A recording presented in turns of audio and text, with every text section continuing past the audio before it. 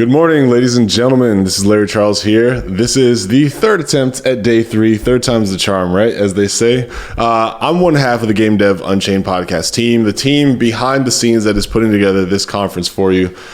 Please let us know in Twitch chat if our stream is good. Let us know if you see any freezing or audio issues. We depend on you guys because this is live and there's only 2 of us. So anything that you can do to confirm, everyone's saying looking good, looking great. And you're not just talking about me, right? You're talking about the stream. I'm not here by myself, obviously helping me make sure that this conference goes well. Biggest tech support and co-host of everything that we're doing today. One half the team, best friend, Mr. Brandon Pham. I'm going to hit this button, bring him on in. Hey, what's up, everybody? It's not a live stream until we mess up. Yeah. We do that to just prove that it's live. Yes. Because people think we pre-record this and like we're just off somewhere. Of course. Counting it's part of the fun. I see perfect streaming. People are hearing us just fine. Welcome to day 3 out of 3 days of live streaming. What are you saying? Hey, someone said I'm glowing. It's probably because of the sweat. Well, we've been trying to stream the last 2 times. The sweat is just part of the process, right? A little bit of nervousness. But, the nervousness. Now the nervousness has subsided. So this is Brandon Pham, of course. Larry and I have been doing this the podcast the last 3 years. But for the last 3 days we've been talking to you, interesting enough, a lot of new viewers, old viewers listening in to try to win as a game developer. And that's what's important to us. There's a lot of places out there that you can go and get great education. There's a lot of places out there where you can connect with great people, and then there's a lot of very big conferences out there that are going to give you access to top level developers, watch speaker talks, be able to make connections, things like that. But there is one thing that we notice with all those things is, you got to have the ticket price, you got to have the hotel, you got to have the airfare, you got to have the food, and you have to have the time to actually be able to do all those things. And unfortunately, for many of our game development brothers and sisters around the world, that's just not the case. So in looking at our own schedules and saying like, dang, it would be really great to try to replicate that in a way that more people around the world would be able to take advantage of. That was the main driving force behind what we're doing here with the Game Dev Unchained Expo. We said, we've got friends, we've got contacts, we've been doing this podcast, we can get people to show up. Let's put on a free conference for 3 days, just have it jam-packed with top-level talent giving us wisdom and knowledge to pass down and share with each other. And I see people making friends in the Twitch chat, people getting friendly, being real supportive, telling jokes back and forth, laughing at us every now and then. All good and fair, but we're happy to see that there's a community behind this and exactly what we wanted to do is being achieved. So yeah, I can't be upset about that. What I can be upset about is there's no fan. Can we turn on the fan? Yeah, I'm gonna turn on the fan real quick. Oh no, I'm just joking. All right, guys. So this is day 3. We've been through this for 2 days now. We had a great first day. The kickoff was awesome. We followed it up with a great second day. I've been learning so much. Whenever we go off camera so that it's just the speaker, I'm taking a ton of notes for myself to help my own self improve and learn. Like that's half the reason why we actually started the podcast in the first place is we asked the questions that we wanted to know to learn and grow as game developers, and we figured we would let everyone be a fly on the wall and learn about it as well. Yeah, I mean, selfishly, I think a lot of what we did the last few days and setting it up the last few months is to kind of provide an educational seminar for ourselves.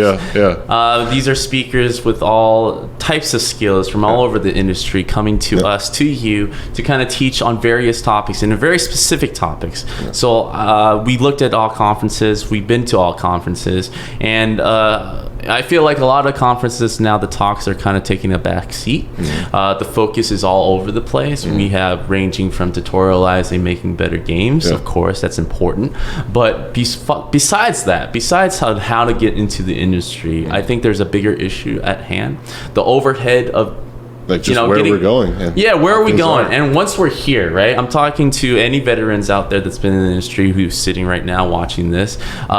You've been in there for a long time. And you want to improve yourself, but you feel trapped, right? These are the game industry people that we're talking to and we're arranging this first GduX about, right? We want to make sure that, yes, it's great and dandy. It's a fun industry to get into, but the people in it are really struggling right now. There's a lot of uncertainty. A lot of uncertainty. I'm not talking about people who's been in it for 20 years or 30 years and looking to retire at 65, right? That to me is a silly thought. Like, I laugh, ha ha ha, at that idea of retiring, doing exactly what I'm doing 9 to 5. Like, the impossibility of staying at a job and saying to myself, to my wife, to my children, is like, I'm probably going to be staying here until 65. I have it that good. Well, what scares me is, as a designer, I can probably name maybe 1 or 2 people that I know that are 65-ish in the game industry, in the design field. Yeah.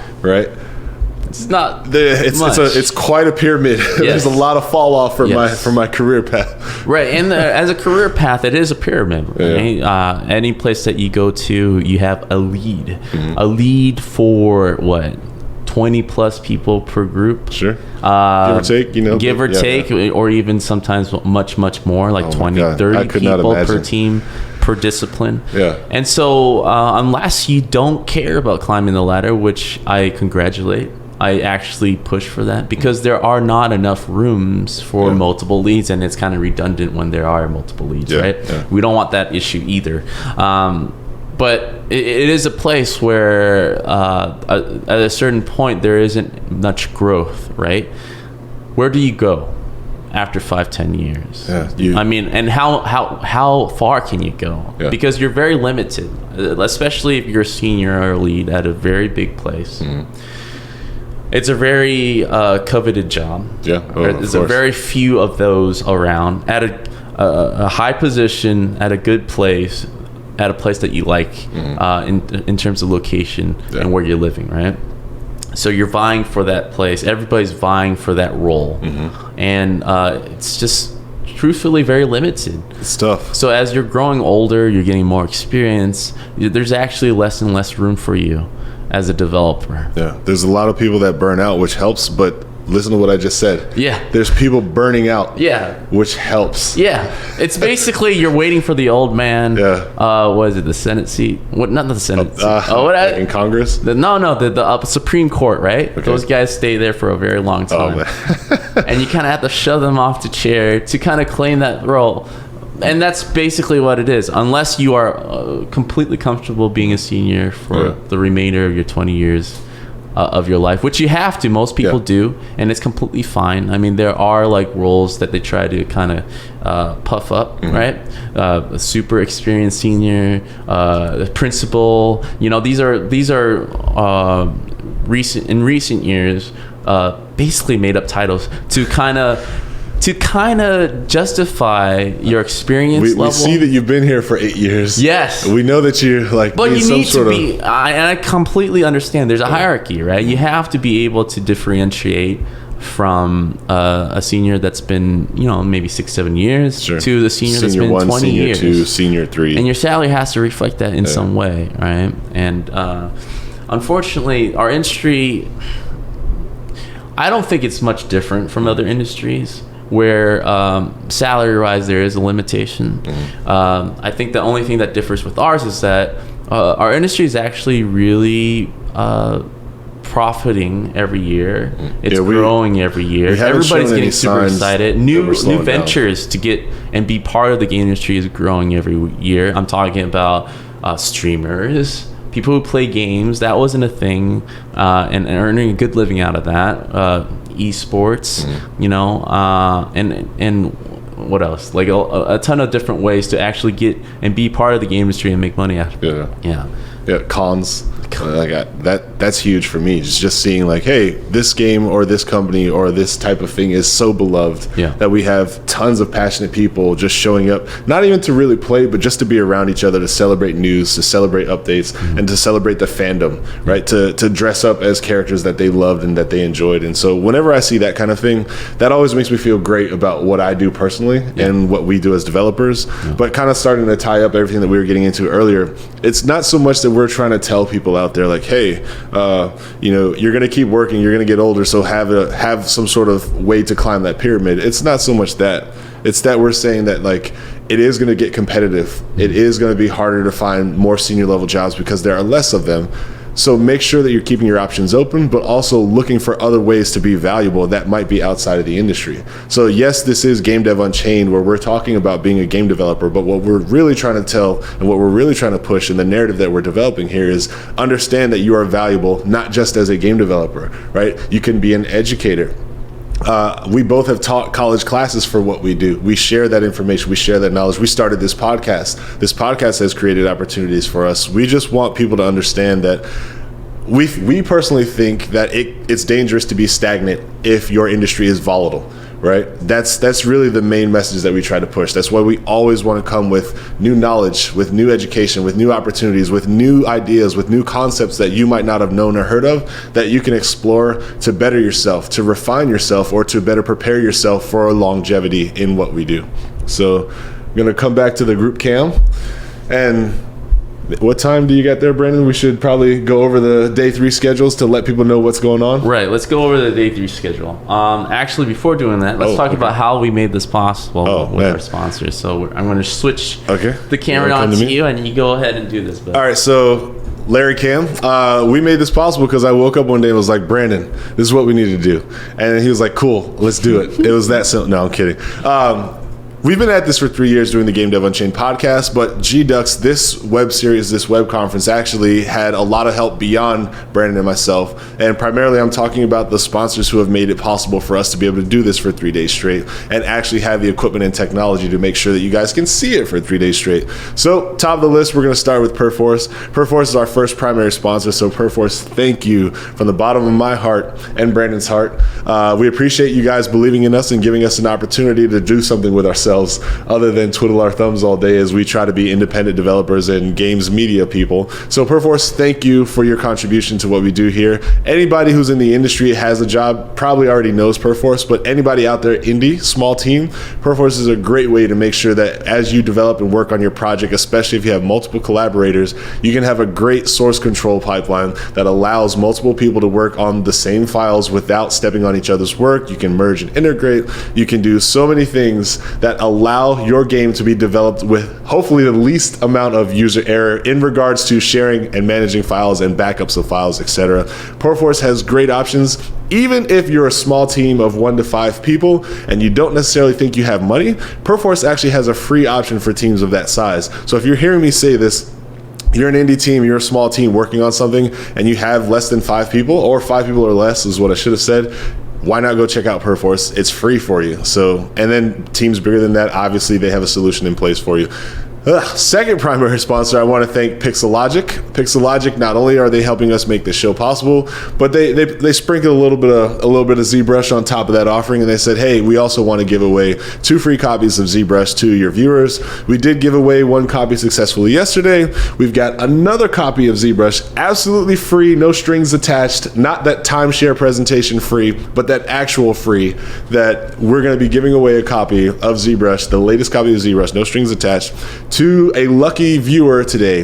And Mr. Brandon Pham, you always do a better job of explaining how people win stuff, so please let the people know how they can get a free copy of ZBrush. Computer Upgrade King is a peripheral PC. Sorry, ZBrush? So what? How they get a free copy of ZBrush? Oh, before I even go about that, I was so excited about talking about third sponsor. So you go ahead, and if you are subscribed to our mailing list, we will pick someone at the end of the day and announce it on air and email them about a free copy of ZBrush. We did that just last night, and congratulations to that winner. So today is your chance to win a copy of ZBrush, and those don't come cheap, man. But it's cheap now. Yeah, it's like cheap for one person. It's cheap for one person. So if you want to be a part of that, please be that on our mailing list, which is on GduX.me. Our third sponsor over here by Larry. Oh yeah, you. All right. Our third sponsor is by Larry, Computer Upgrade King, of course, to run the stream. All right. All those lags, all this thing, that is internet provided. All right. That was not the hardware. Clearly, Comcast is not sponsoring us. Right? ISP is not. Right. Unless Comcast wants to fix it and sponsor next time. But Computer Upgrade King it provides us the PC hardware. Right. We are using their PC hardware. We went through the process. It took only a week from me clicking to buy for it to ship, and it was one of the easiest process I ever had for a custom PC build. And I have the latest and greatest RTX 2080 put into that with the latest processor. Right? I'm just naming numbers here. Yeah. But we know game developers out there, gamers out there, you need the best. Computer Upgrade King is the best. They get you the best, the fastest. Yes, and if you are willing and if you are ready to upgrade your PC, go over to Computer Upgrade King to go ahead and start buying, and then you can use our key code GduX3 to get 3% off, and just like that, you get a new PC in a week. 3% off just because you typed in a couple of letters. Yes. Like, especially when you're spending thousands. Yes. We're upgrading PC. I don't know about you, man. Every 2-3 years, I got to upgrade mine. Yeah. And if you're looking for other type of peripherals to kind of add to your computer hardware, you want to go over there and check them out. Yeah, so thank you guys for listening through our sponsorship roll call. If any of that information sounds juicier to you or applies to your situation, go check those guys out, because if it wasn't for them, we and all these people would likely be doing other things right now. Right. And this is, of course, coming to you free, right? Yes. If you are alarmed and you think you're kind of being snarky and pirating this, we have news for you, right? We actually are live conferencing the last 3 days for free. All our speakers are volunteering their time to talk about real issues that we started off with, to talk about things to help you improve out there as a game developer. And so to say thanks, a small token of thanks, if you look at the bar right here, go to gdx.me, or if you're on Twitch, there's a donate icon down there. Just click on that. And if you want to see little Carlton dance on our table at any point of the program in the next 7 hours, you just donate any dollar that counts, and 100% of that will go to all our speakers. Sweet. Evenly distributed. And I don't think anyone has ever done that in an expo, but I'm going to say that we are the first. We're all about being the first. We wanted to be the first free for everyone 3-day live stream with 7 hours of content, absolutely free. We then said, like, hey, if we're going to be taking donations, it'd be a great way to make sure that the speakers at least know that the audience that came to participate and watch definitely appreciated their time and actually valued their time. So again, donations help the speakers. So anything that you guys do contribute, we really appreciate on the speakers' behalf, who may not be here to say thank you anymore, especially day 1 and day 2 folks. We promise you saw the cats that our speakers have. Cats need cat food. Giving cats cat food, helping them, pay a couple bills or whatever ends up going to them after we do all the even splits. I'm just saying on their behalf, thank you very much. Thanks for being a supporter. Thanks for being a Twitch technical advisor. I think we should make like a badge that we can send. If you have saved us from an embarrassing moment, we want to just adopt you as a Twitch technical advisor. So thanks to all our TTAs out there. We really appreciate it. Thanks to the Sentinels in all the chats who are making sure that we get the best questions asked and moderating, and just making sure that when we go on camera, we're asking a question that's valid and valuable. So, a lot of people to thank before we really get this thing going. Well, it's true. I mean, this is a 2-man operation. Yeah. We talk a lot of indie developers. This is as indie as it gets when it comes to conventions. Oh my goodness. But it is very important stuff. I think anybody with a mic in this day and age, if they have a message, it's great. You have the internet. You have people who are willing to listen out there. And it actually makes a lot of waves. And we are thanking all our speakers and all our viewers out there to be a part of this, because these are very serious issues, and to kind of go over serious issues, let's kind of talk about today's event, right? Okay. So on my screen right here, I'm gonna full screen this real quick. I'm gonna throw it at the screen. There. Oh, look at that. All right. So speed. We are at the 10:30 mark, and so we have to share. Unfortunately, our first speaker had to drop out because of an emergency. We wish him the best, Teddy. But we are gonna move on with the show. Yep. And I think Larry and I. So we have an emergency format idea. So basically, look, we know that there's circumstances that happen in other people's lives. We have 21 different sets of, well, not sets, but we have 21 different speakers or presenters who are supposed to be taking time out to help us do this. And, we were 20 out of 21 as far as success rate goes. So that's really cool. We appreciate everyone who was able to make it. Unfortunately, we did lose Teddy and Quixels as our kickoff. So instead of saying come back later, we actually are going to put ourselves in the hot seat. We wanted to go through and break down how we ourselves got into the game industry, some of the things that we overcame, but most importantly, we're going to pull the laptop on the table and do an AMA, Ask Me Anything, live on Twitch. And as long as it's video game related, for the most part, we should be unadulterated, unfiltered, and incredibly honest about our responses. I got a lot to say, so I think we should be good. All right, so Brandon's going to do an Ask Me Anything. I'll do an Ask Me Anything, but before doing that, let's kind of go through the whole schedule. So 11:30, we have Tanya that's ready to go. talking about the diversity talk you need to know but don't want to hear. Onwards is at 12:30 with Lucas Gonzalez, overcoming the fear of changing, survivor of the fittest. 1:30, an hour after that, is with Joel Hakalax, game designer, how to make games until we're 80. 2:30 p.m. Pacific time with Des Gal, rightfully so, No Country for Old Devs.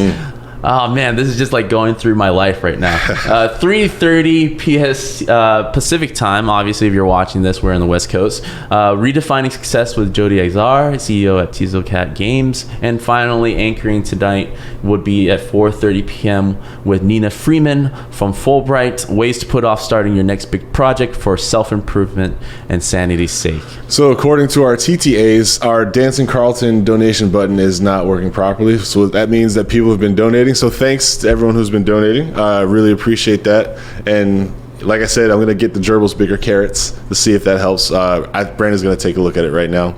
So, but yeah, we are going to start off with a bit of an emergency segment. Again, filling time, and understandably so if you do want to take off and come back for the later content.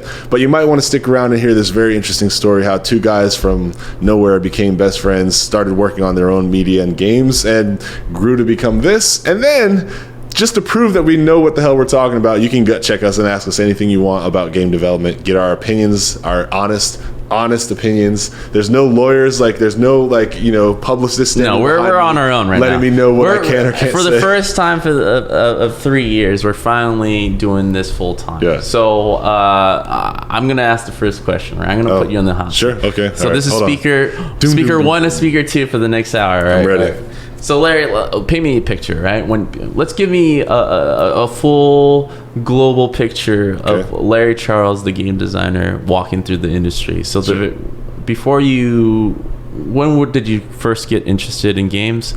Where did you go? Sure. And let's talk about when you first got in. All right. So anybody around my age, this might be nostalgia for you. So I'll take you through. I've always been interested in games and game design, but I just didn't know it. So whenever we played hide and seek, I was the guy who was like, this is cool, but what if we turn out all the lights and play hide and go seek in the dark? Right?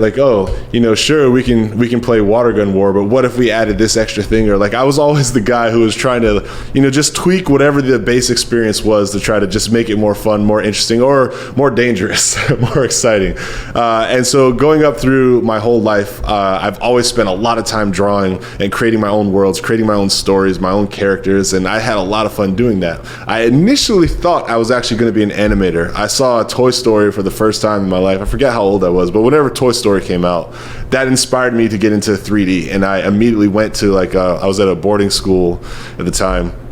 A summer boarding school, and they had this huge, incredible 3D arts program according to someone who comes from the inner city, Hartford, Connecticut, the ghetto, the best computer maybe had Minesweeper or Chips Adventure or some Oregon Trail type thing. Then I get to a place that has 3D Studio. This was before it was 3D Studio Max. They had 3D Studio, and I had a teacher actually showing me how to do and develop 3D. So I knew for a fact there was nothing that was going to stop me from being an animator after I saw Toy Story.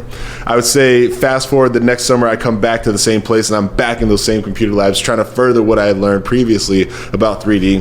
And it hit me that I really loved telling stories and I loved the worlds that I was creating, but with an animated movie, with a book, with any sort of linear type of experience, the best experience is usually the first time. I don't ever feel like the surprises obviously don't hold up the same way. The jokes don't hold up the same way. I don't think that you'll ever get, a better experience past that first one. But what I loved about playing video games was a lot of the games that I was playing, my adventure changed based on the decisions that I was making, based on going the left path versus the right path, not getting the pizza and letting Michelangelo get the pizza, and I'll just try to play a little more defense or not be as aggressive with my hero or my turtle. There are so many things that I saw in game development or in video games in general as a medium that I got more excited about. I said, I can create these worlds that live, breathe, and respond. And that started to take me left far away from animation, where I was like, I'm actually going to create people. I'm going to create worlds. I'm going to create environments. I'm going to create challenges. I'm going to create moments that players get to experience, interact with, and I get to anticipate what they're going to do and try to challenge them at every step of the way. I fell in love with game design because I already was in love with game design. I just hadn't been introduced to the idea of being a game designer as a career. So I'll say, let's fast forward to high school.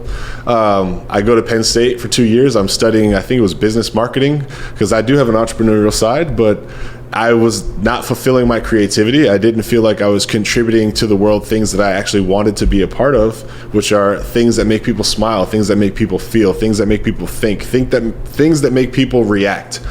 Things that make people stop whatever they're doing in their regular day-to-day life and do something that uplifts their spirit, uplifts their internal energy, because they're having fun, they're thinking, they're expressing themselves, or they're sharing adventures with random strangers online. That can go like to a dark place, but you know what I mean. So I left Penn State. I go to the Art Institute of Orange County, and I say I want to be a full-time video game developer. So I found a school that actually taught game development in 2005, and that pretty much solidified it for me. All those games I've been playing, all those times where I changed the rules to whatever game that I was playing with friends, or just trying to up the ante whenever I could, ended up actually I found a job that allows me to do the same thing, and I've had 30 years of practice. So that's my story on how I got excited or got into video game development. What about you, Mr. Brandon Pham? If you could take me through your same version but environment art style, what would you say was? Where was your inception date for being an artist? My inception is like, I want to shout out to Hideo Kojima. I know you're watching. Metal Gear. Everybody has a game that got them really interested and hooked into games in general, right?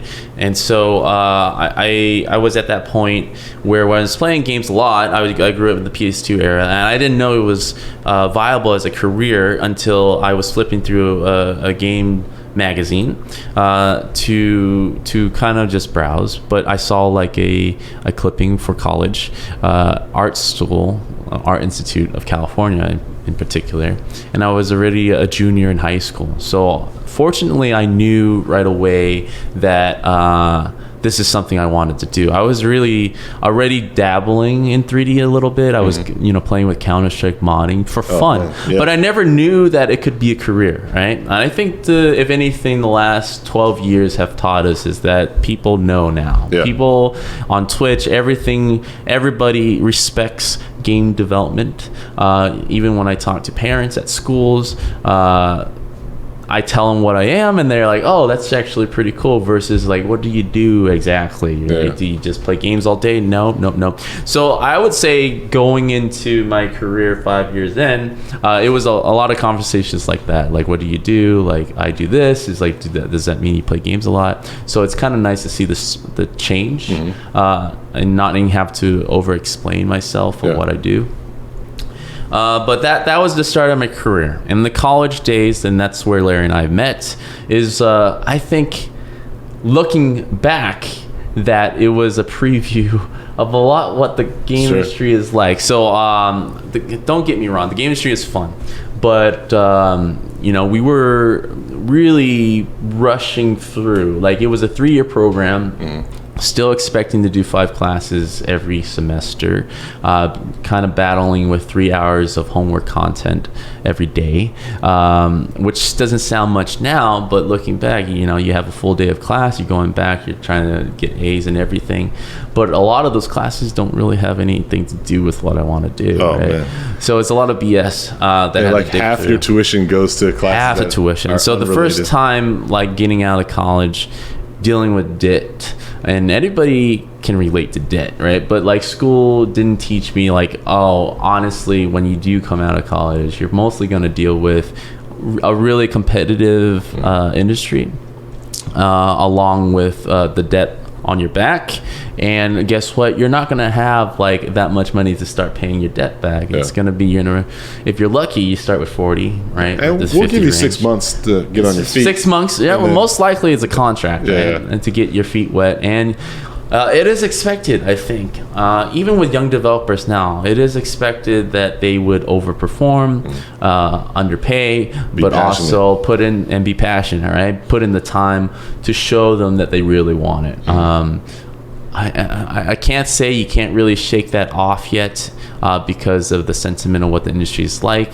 Because if you are clocking in at 8 and leaving like at 5, like the senior, and you're just this new kid on the block, it's I hate to say it, but it can still be a bad look, right? I wish for the day where it's like, hey, he's clocking in, clocking out like any normal human being would do when they go to work, get the night's rest and come back the next day.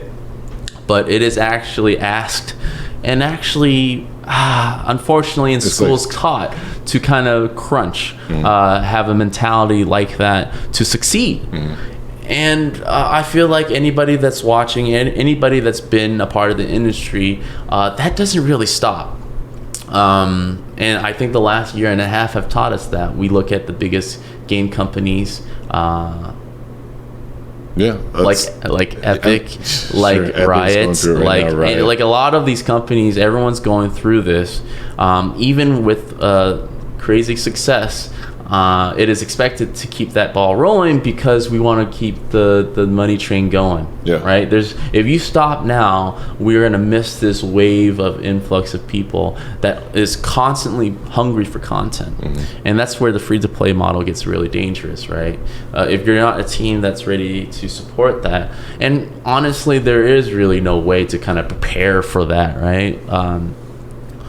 If you even expect success, you can't really gauge the level of success. And do you have the people around to kind of support that? You just go on a mad hiring spree. So we actually, the last year and a half has been very volatile. And I don't think it's, maybe it's a part of how the internet is becoming more and more open with these type of things. Journalists are finally putting the issues on the table because it is actually trendy to kind of write about these expose things, has always been. But there has been, like, I would say, a gate where people were a lot more shy, even back 3-5 years ago, where talking about the industry was very taboo. And I think as a game developer, even I'm scared because we're technically off the hook, right? We're not working for anyone, so we can pretty much express our opinions openly, not worrying about the repercussions, right? But even then, it's like, there's a hesitation. Like, as you saw before, there's a hesitation. It's like, do I name? But it's already out there. But imagine if you're working for these companies and you're trying to voice your concerns, and you're already in the middle of nowhere, right? Not nowhere, but like you're very far away from family, or you're not willing to move. You're already settled. You're incredibly dependent upon the work. Very dependent on the work. You're already settled where you are, and you have a bunch of friends. You got kids. You got kids. Family. We talked about this a little bit. To kind of paint a really specific picture. I've been in the industry for 12 years. I worked at 6 to 7 different companies. I've moved 6 to 7 different times. And I'm not talking about across the street. I'm talking about like major up down California. Up, down. Yes. And it is very tiring because I gotta get new friends. In some cases, I'm glad I have new friends. But in most cases, it is very tough. And you're constantly, now I'm a family of 4. I have 2 kids and a wife.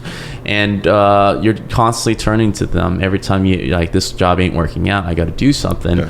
Stop talking to all your current friends. We got to get some new friends. We got to go to a new school. And how much of that can I take as a person in my position? How much do I want to keep doing that to my loved ones and expect them to be okay with it every single time? And this is the last 12 years, and half my career has been moving around and meeting new people. And thankfully, the pro of that is that I have a big network of friends and industry vets that I can lean on and talk to and conversate.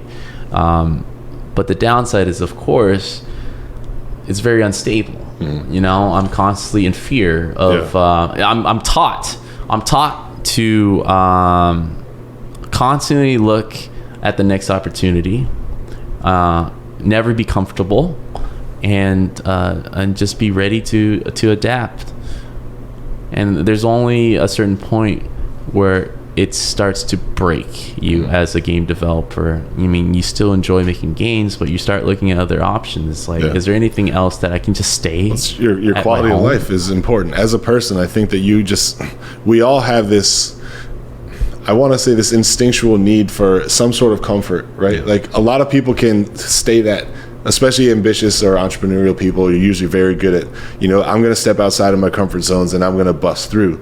But it's not so that they can stay in that hustle mode. It's because they want to get to a bigger or better comfort zone, in my opinion, right? Like, I don't think anybody out there is like, I just want to work hard every day of my life because being a hard worker is the best thing that's ever happened to me. Mm-hmm. I hope that that's not the case, because I could see that as a very taxing kind of lifestyle that would probably put you in the grave earlier than you might likely have if you had a little more comforts in your life. But when I see entrepreneurs, when I see people who are like super driven, they're usually driven towards a goal, and that goal is like some sort of new lifestyle or new ability to experience like a better comfort zone, right? Yeah. Like, we want to go from comfort zone to comfort zone to comfort zone, and that's what I usually see in life.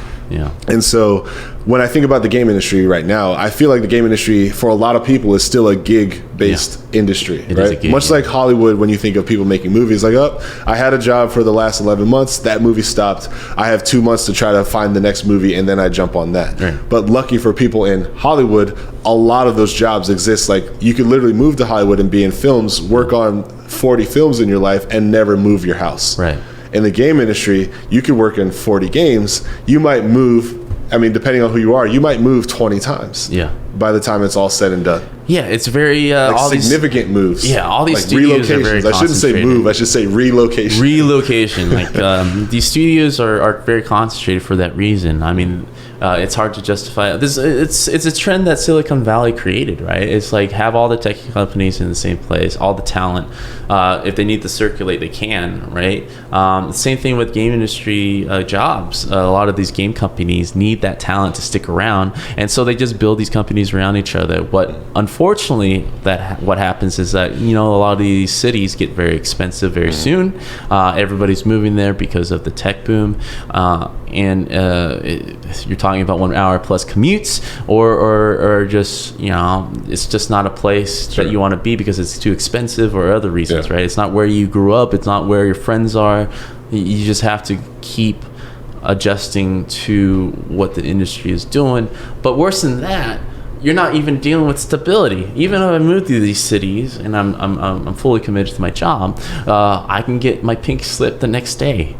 And I know we're painting like a really day one, signed the contract, showed up day 3. Oh man, sorry, we gotta let you go. Yeah, and we're not trying to paint a terrible bleak picture, but we're just kind of sharing our personal stories. And we've been podcasting. We're not scaring. We're preparing. We're preparing, right? The last 3 years with individuals like our speakers today, about their story, kind of dig into like what's going on. Is there something else out there? And yes, thankfully there are. Obviously, we're putting together GduX to kind of highlight the things that you can do using your skill set that you have built in the industry to kind of be free and be completely on your own and be able to succeed, right? This is what all 21 speakers are here to talk about. And the reason why we started the podcast is to selfishly learn from the best who's done it, right? Obviously, there are people in our positions that have achieved relative good success, being on good titles, but that wasn't enough. It wasn't overnight. It was for sure. But I do want to jump in, like, not to rub or toot our own horn. Rub our horn. Not to toot our own horn. Yeah, don't be tooting. When we tell people that we are selfish in the idea of saying like, hey, let's bring in people and ask them things that we want to know, the sharing or the benefit that everyone gets is like everyone gets to hear that conversation. So the same tips and advice that we get, you get. Same like, hey, look, this is how you structure your business. This is why you would want to go with this versus that. Right. When we talk to game industry lawyers, when we talk to people who have run game companies and are telling us like what the things you should be preparing for, how to align yourself with your goals and goals of your other company.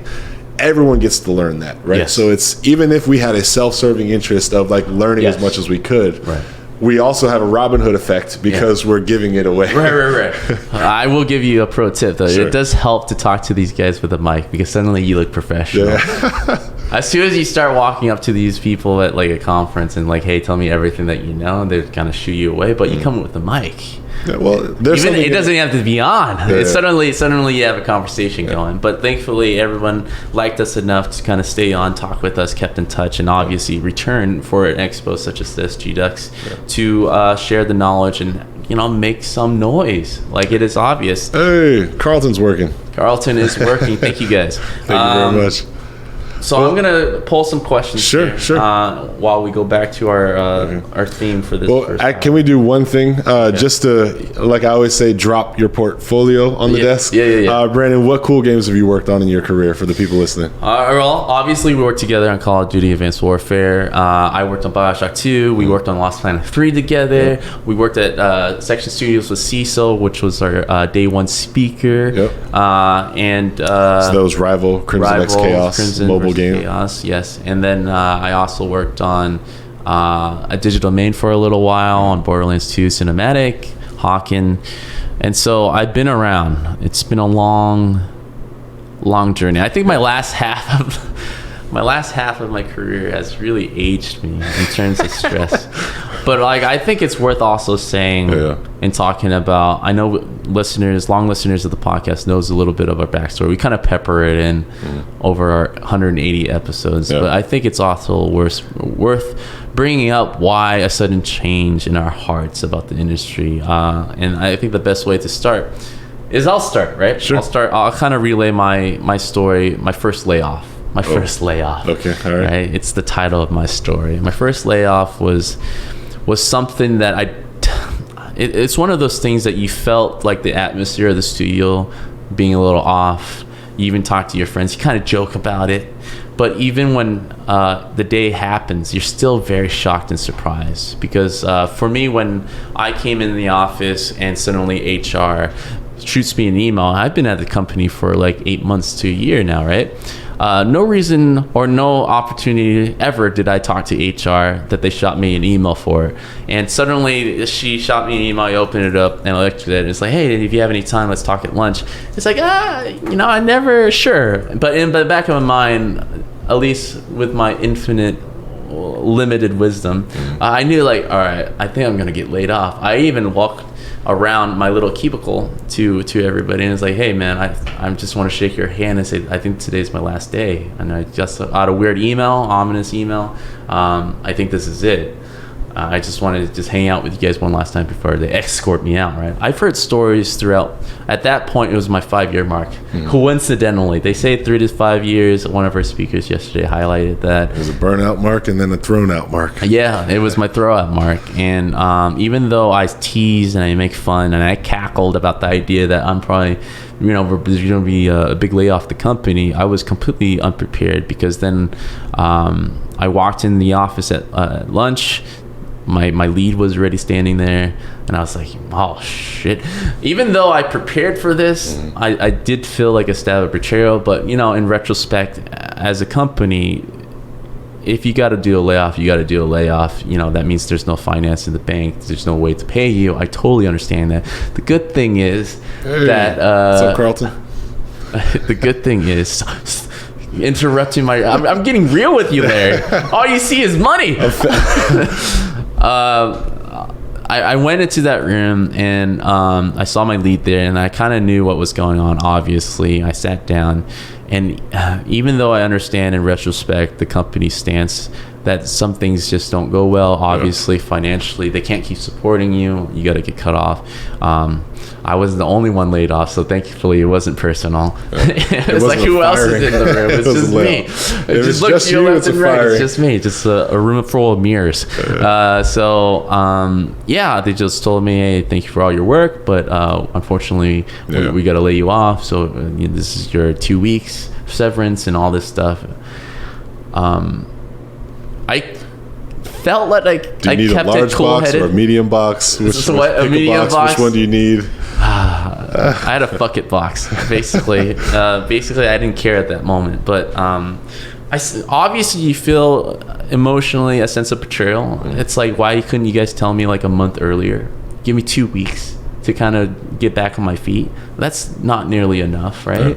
I definitely, if you're gonna do it, give at least 2 months, because that takes that amount of time to gather all your materials and try again and pick up your spirits and everything, right? I think 2 months is actually an appropriate time if you have to do something like that. But I came home, told the wife, not even before coming home, I had to call up the wife, tell her, and thankfully she was very supportive and helpful. But shout out to all the supportive significant others in the game industry. But at that moment I felt there was 2 ways to take something like that.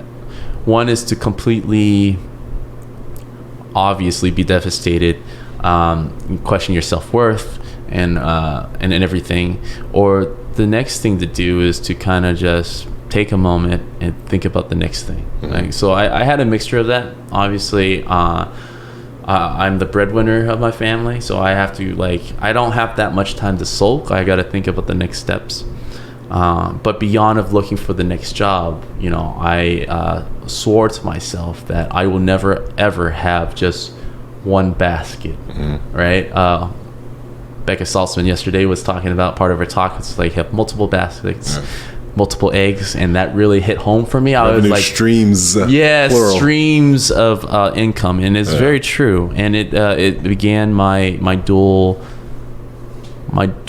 professional services. So aside from obviously landing back on my feet, getting an industry job, I completely started teaching 2 times a week for like 4 hours each session, and I did that for 5 straight years at multiple campuses, and I did not stop.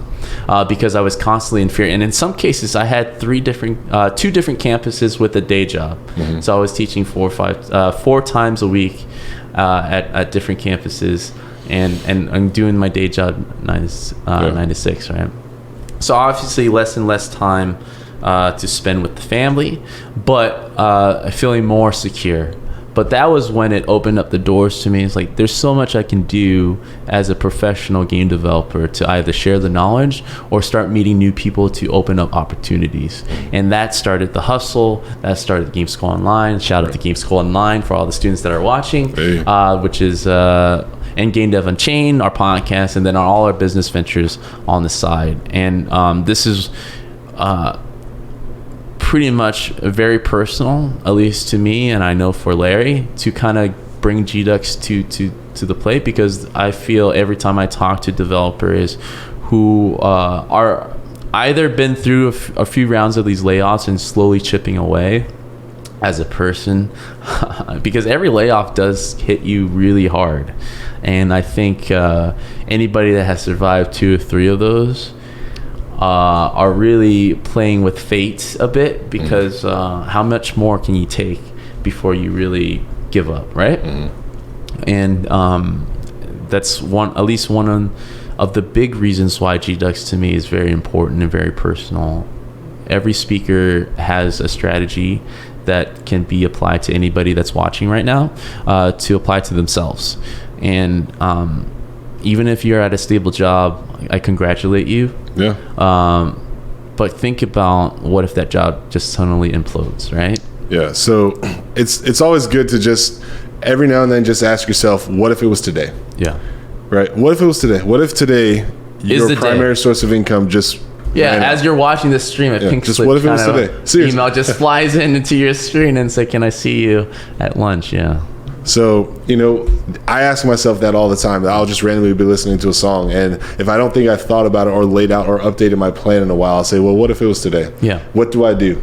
Even though it's not, right? Like, you're in a safety bubble, to at least try to take some steps to figure that out. Like you said, teaching. Like, okay, do I have an opportunity to teach? Do I have an opportunity to maybe create some Udemy classes or something like that? Or do I have things of high value that I could let go of? Or do I networking with friends, get a project going, get a part of that indie business. Just having an answer to that question will make you feel so much better when that day potentially does come. Hopefully it doesn't, but let's say it does. But that's the key word. It's a matter of when now. It's not a matter of if. I think you're not a game developer unless you get laid off once. I think that's the rule now, the status quo. And that's why we brought game unionization on board to kind of talk about like what are our other choices. But most importantly, a lot of other developers are already doing things to be proactive about this issue. And well, I mean, I'm gonna look at questions, but I also want to switch the camera to you, Larry. Like, talk about your personal story, your first layoff. I think at this point, if we can cue on some dramatic music, it'd be perfect time. Man, well, I want to save some time for the AMA, so I can make mine pretty quick. My first layoff actually came from my first job. I was an assistant producer at Obsidian Entertainment, and I remember exactly when it happened and how it happened and what went down. It's like burned in my memory. So it was like an interdepartmental meeting where I had engineers, I had sound, and I might have had like one or two other departments all represented in this meeting because there were scheduling conflicts for almost 2 weeks straight, and I couldn't get this meeting to happen. And I finally did. And even in the meeting, I was trying to make sure that each segment that we talked about had a specific amount of time because there was so much we needed to cover. Totally inexperienced, right? I should have just let us talk so that we could achieve stuff. Anyway, long story short, the producer above me comes in and is like, "Hey, Larry, we need to borrow you really quick." And I said, "Hey, I get it, I understand, but this meeting is very important. Like, I'm protecting this meeting like my job depends on it, right?" And so I fought back, and I was like, "No, I'm sorry, I can't right now. I'll come after." And then so he doubled down and said, "No, Larry, you don't understand. Like, we really need you." But then I doubled down and said, "No, you don't understand." I was like, I need to make sure that for the betterment of this project that this meeting happens, because Lord knows when all these schedules will align again and we can get this major problem solved. Then he tripled down and said something. He said, "Larry, it's about the Sega decision." And to me, I said, well, there's no such thing as the Sega decision, right? So like, I'm thinking that that's code to like let me know that it's important, but it's something over the heads of the people in the room. He didn't just say, "Larry, you've been laid off, right? Like, you need to come now." He said it's about the Sega decision. Technically, though, that was true because Sega did make a decision, but no one in the room knew of the Sega decision. Right. So I was like, all right, the fact that you've tripled down and then you've said this ominous thing to me, I'm pretty sure that something is up. So I leave the room. He tells me where to go, what to do, and then I walk into the main room and I look around. I see like 23 other people just looking along the wall, like not knowing what's up. And I knew right away. I was like, well, caught me slipping. Got to walk it off. I know. So that was how I was told I was getting laid off. And I think I got like a, whatever pay I was owed, probably like a little bit like a 2-week thing. And then that was it. It was off to the races. The scary thing is, even though you're mentally prepared, like all your senses are telling you that you're about to get laid off, until they speak those words, it doesn't really hit you. It really does. Your life does flash a little bit in front of your eyes. It's like, all right, what do I do? How do I survive? 2 weeks from now, all right, I don't have a paycheck. Like all these thoughts, you're constantly, what do you call it, fight or flight mode at that point. And you don't have time to really kind of gather your feelings until later. You got that day. You got that day to worry about. You got that day to worry about everything. It's like the next day, the clock is like, I'm not playing basketball tomorrow. But all your bills are doing this once a month, right? They don't care about the story. Yes. Like, oh, that's so sad. Okay, so anyway, how about that rent? And like I said, like as soon as you get through one of those moments, like at least for me, the way I react is like I'm never gonna depend on my employer for anything. Like it's going to be strictly business from now on. It's an at-will employment, right? It's just both contract for both of us. So I pay more attention to that. Office politics becomes less personal for me, right? It's more like a job I'm here to do, and professionally I will improve whatever you need me to do. But other than that, after 8 hours, I'm gone. All right, because you can lay me off at any moment. You don't get my extra 8 hours. I'm gonna live my life. And at that 5 year mark, fortunately, it's one of those things. Bittersweet, right? If I carried on without being laid off, I would not be here. Podcast wouldn't exist. I would be watching at my desk, and in some cases, great. If you guys are out there, been in a company for 10 plus years, you're a unicorn. We are so thankful for developers out there that are able to remain stable and still do what they love. We completely support that. We want that to keep happening, and we want that to keep happening to everybody more frequently, right? So I'm going to pull up a question. All right, here we go. Because Larry and I can take over for the next 7 hours. We can get all the way to green just talking about war stories. But I'm sure you want to You ever see two veterans at a bar? Like they just yeah, we could. This is pretty much how it is on our late night calls to each other to kind of pep each other up. Pillow talk. So our Praveen 760. Hey, shout out to our Praveen. He's been helping us moderate all the questions out there.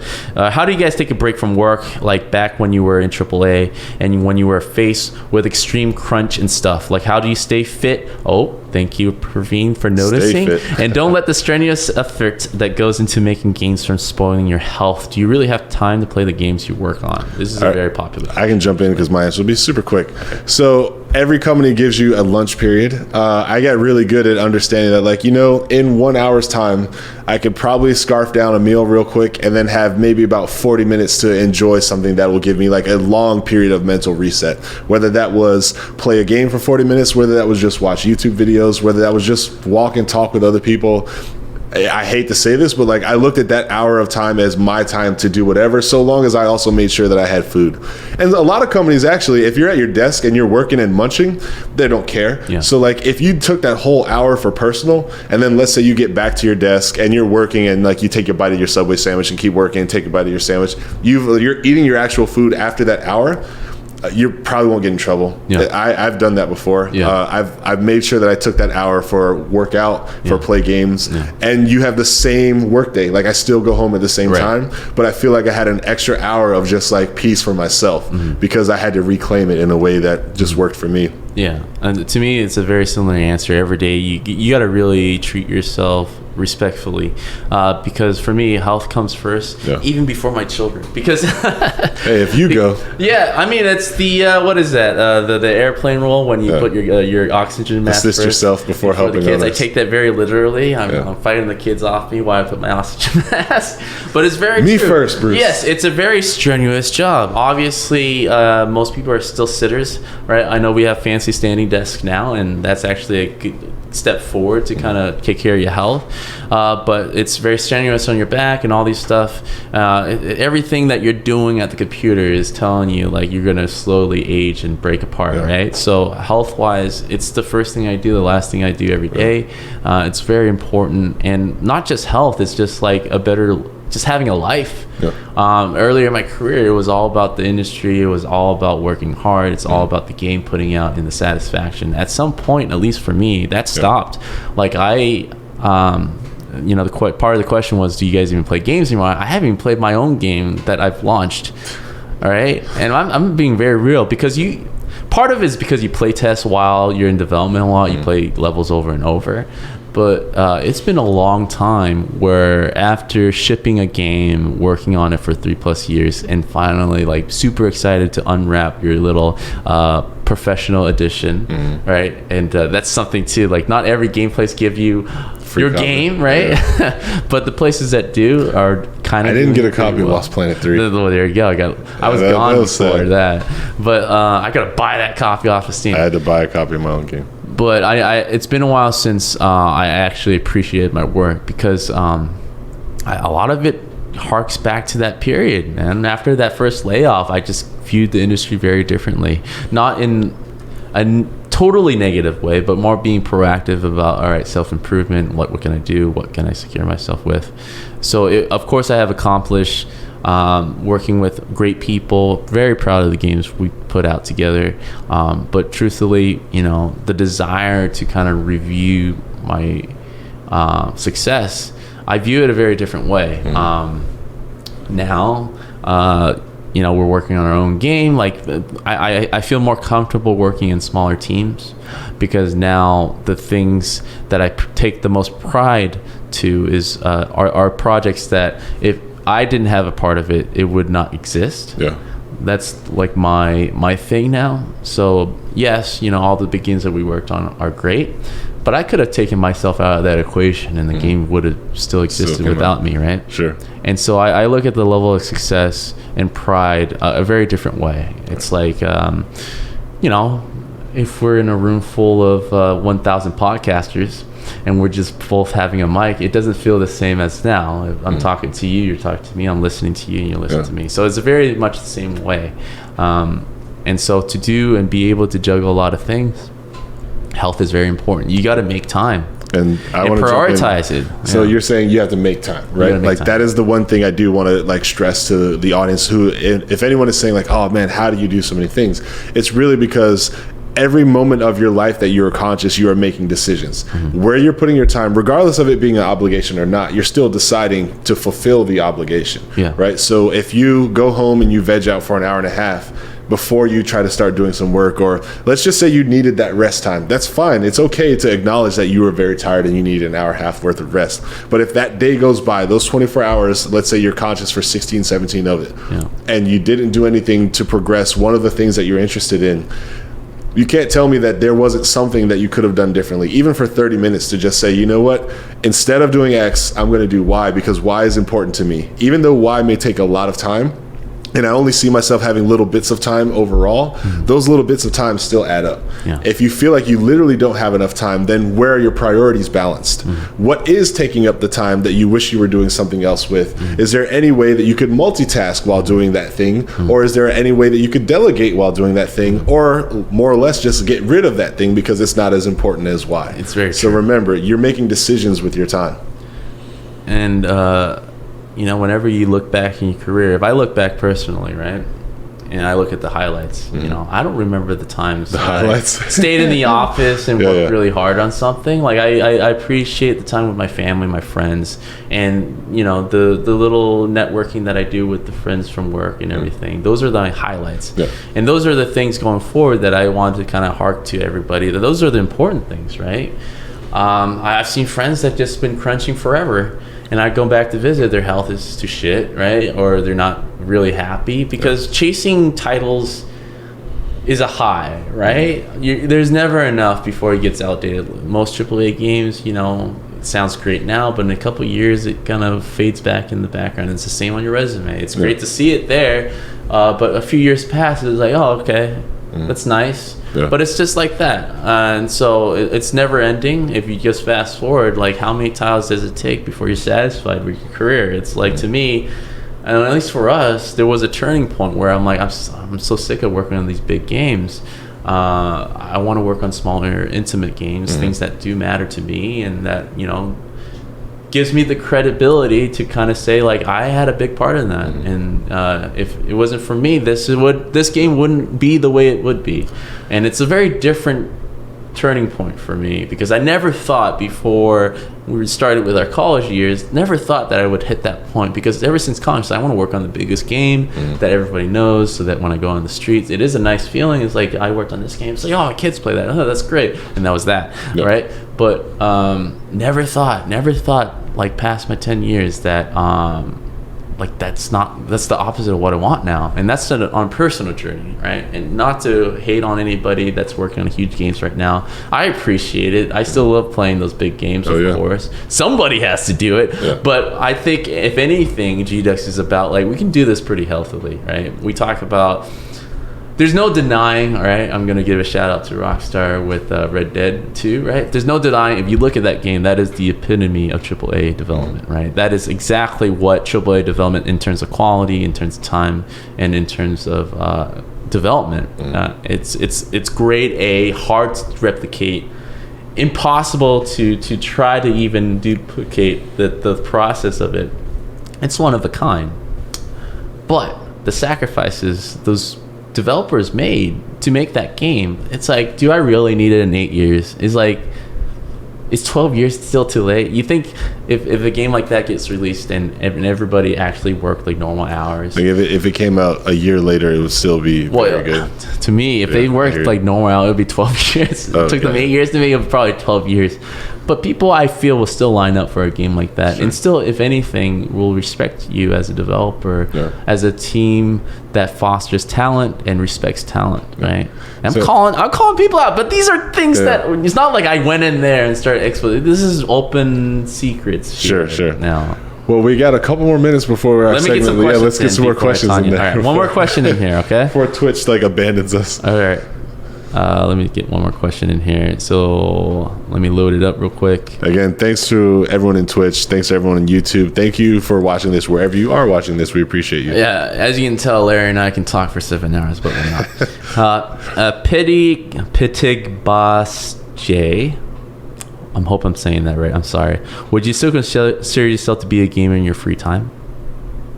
Oh, I can say yes with a pat. Like, I love video games. I don't see myself ever not enjoying video games and video game experiences. And I keep a healthy KDA ratio in every sort of competitive game I play. Big into MOBAs right now. If you want to see me in Heroes of the Storm and you like dying, feel free, hop in a game with me. I'll show you what's up. Playing WoW Classic right now also. I would like to say the same, but I can't. Obviously, Larry is the designer of the Grib. I'm the artist, so he has to stay on top of things to kind of be relevant. But for me, like, I can just concentrate on the art and still be good at my job. And unfortunately, that also means that if I can skip a game, I would. And being a family man, being able to having to juggle everything, that's the one thing I'm very excited about now that we're doing all this full time. Sure. Is that I can finally play games that I've been missing the last 4 or 5 years. And it's very important because that's how I came to love the industry, where I played games night and day. And that's how I learned, right? That's how I learned to appreciate the process and the art form. So yes, I'm slowly climbing out into being a gamer again. And so I still consider me a gamer. I love the process, but I also love the medium. I think it's the future. What will be the next game that you play when you start playing? Right now I'm going through Metal Gear. Okay. So like, to kind of circle back, Metal Gear was the reason why I stepped in. Okay. But I'm a huge fan of Hideo Kojima. And to say that I'm playing this game that's been out for like 4 years, my favorite franchise, is to say a lot, right? It's like, man, I really missed out on a lot of stuff. Well, what you didn't miss out on is paying $60 for it. I know, right? I hate to say it like this, but I'm assuming you paid a lot cheaper now, 20, 15, something like that. So I got to prep myself up for the Death Stranding games. Okay. But we'll take one more question. I think Tanya is waiting patiently for us, our next speaker. Let me take one more. And let's see here. Because like lightning fast. Pick a yes or no question. All right, let's end it on a good note, right? We talked about a lot of negativity. Sure. But let's end it on a good note. And this comes from Let's Be Awkward. So what are your favorite parts of your job, role specific or broadly? Favorite parts of my job, role specific, I'll say, two things. One is, I would say, being the creative, I have to make sure that I understand and can like speak the lingo of all the people contributing to making my ideas come to life. And I love that, right? Like, I may not be the animator, I may not be the sound designer, I may not be the technical artist, I may not be the programmer, but I have to know enough about all of those lanes so that when I construct my ideas, I can communicate to all those departments and break down, but also be able to verify that when they do something, it is either towards the goal or if it's off from the goal. So I feel like as a designer, I'm incredibly agile. I have to make sure that, that I can roll with any pack and get in there and have a great conversation about development. And that's just always fun for me. I love seeing other people do incredible things, knowing that it's going to push forward the design vision. So call me selfish, but that's my favorite thing about my specific job. Brandon, how about yourself? I love having to always be on top of things. Like being an environment artist myself, we're constantly learning new programs to improve. I don't want to toot my own horn like you said before, but we are pretty important to gaming. We design the whole world to make you run through it, and so I've only seen one successful 3D game without an environment artist, and that was Minecraft. And so obviously every discipline is important. That's just a joke. But it's just like I enjoy just learning new programs because seeing how things work and improving my workflow. That's what I look forward to every day. Like, what can I do to improve myself and make my art look better? Because obviously anything that I do will be represented right away, and people will judge that. So I can't really kind of skirt around ugly polygons. But it's part of the fun. It's demanding.